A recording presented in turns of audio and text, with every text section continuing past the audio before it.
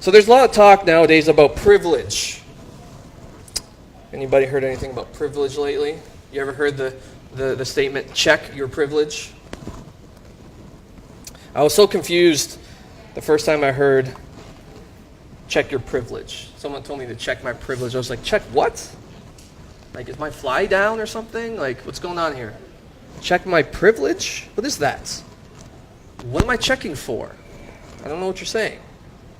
So checking your privilege is knowing and acknowledging that you are privileged above others for whatever reason. And it's to act accordingly to balance the scales of privilege. So there's actually a test online to check your privilege. It's on BuzzFeed.com, the notoriously liberal website. They have a survey you can take in order to determine just how privileged you are.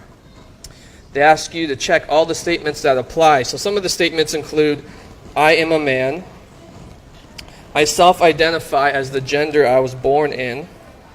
And my personal favorite, I have frequent flyer miles. Isn't that free?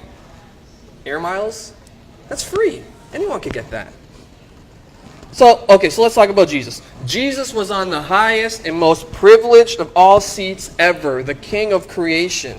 Yet, he considered equality with God something not to be grasped. Instead, he emptied himself and he plunged down to the lowest, most vulnerable place in all creation, the womb of a young virgin named Mary. Jesus checked his divine privilege. And to him, it was nothing. It wasn't worth grasping. He completely emptied himself. He became a servant. God put all his heavenly privilege aside and considered it nothing in order to save you. How then ought we to live? Well, with meekness and humility. No job is too low. No person is too low. Jesus was obedient to the point of death. The King of glory humbled himself to die on the cross. Do we somehow think we are better than that? I think sometimes we do. I know sometimes I do. All of us are privileged. Now, don't go to BuzzFeed.com and take that test. It's stupid. But we are all privileged. God has been gracious to each of us. He's given us gifts and abilities and resources that he hasn't given others.